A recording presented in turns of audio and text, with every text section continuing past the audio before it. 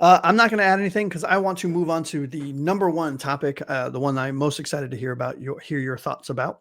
So the number one out of the top 10 things to watch for or to storylines to keep an eye on in this Miami Dolphins New York Jets game in Week 14 of the NFL season on the line.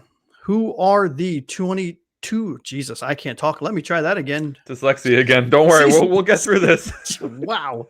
Okay. Gummy just kicked in. Season on the line. Who are the 2025 Miami Dolphins? Anthony, I'm going to ask you again, just like we did with the number 3 and the number 2 points. Yep. Big picture. When you look back at this team in 2025, are we going to say that this Jets game is where the 2025 Dolphins finally showed us who they are and beat the team that they should beat to propel us to 9-10 wins and to at least put us in the playoff conversation? I'm not saying we're going to get there, but to at least have us squarely in the conversation. Or are you going to look back at this Jets game and say, this is the one? This is where the Jenga tiles fell. All things went off the rails. They are who we thought they were. No. And here's why. I think division games are really friggin' tough. And I think that the term any given Sunday became a thing because of division games, division rivalries. And I think that I truly think that no matter how bad or good of a season you're having in a division game, none of it matters, right? And we're seeing that in the AFC South a ton, right? Where like Houston beats the Colts, who are red hot. We've seen it in the AFC East a bunch. Teams not supposed to win. And while I think on paper we should win this game, I don't necessarily think losing this game tells me who they are. It's the games against the contenders that I'm more worried about. It's the game against Pittsburgh that tells me who they are.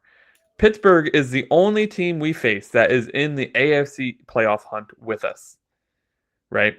The Bengals are pretty much out of it already. The Jets are out of it already. The Patriots already have a spot locked up.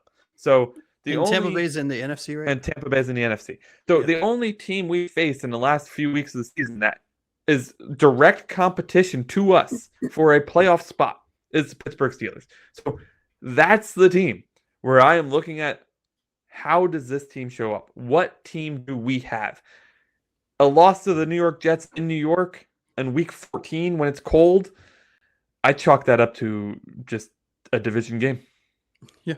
No, I respect it. On the other hand, I do think that, as silly as it sounds, right? Again, that we're talking about the Jets. I mean, look, let's call a spade a spade. But I do think that because this is a divisional game and because we tend to play our division rivals very closely, irregardless of how good the team that we are playing is or how bad they are, we still all play each other real closely for the most part. I know there are asterisks aplenty when it comes to the Bills, but we're not talking about them. We're talking about the Jets. And I do think that at the end of the season, if I look back and we're, whether or not we make the playoffs, whatever, because I don't think even if we do, we're not doing anything. However, if we're 9 and whatever, or 10, if 9 and 10 wins, I'm not going to try to do math live. It's going to look really bad. I will look back at this Jets game and say, okay, this is where it started, because depending on, look, if we win the game, great. I want to see us commit to our new identity. Bigger offensive lineman sets, running the ball 30 to 35 times, or getting our running backs rather 30 to 35 touches a game.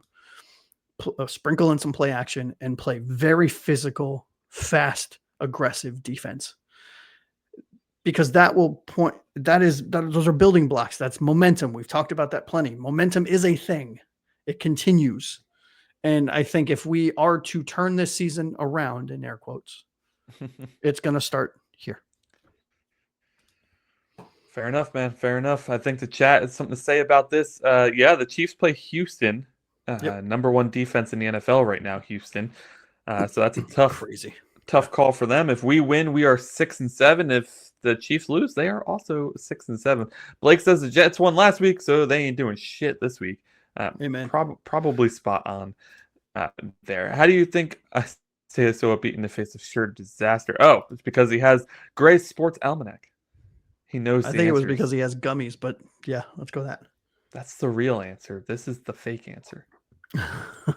I want to see this team the same way they beat Atlanta. That sure as shit would be a 34-10 win, but I would love to see that again. I'd run out and hug my neighbor. You can sign me up for that. I got a lot of Jets fans around my neighborhood. I'll go hug them too. Oh, no, he's not a football fan at all. I would just go hug him.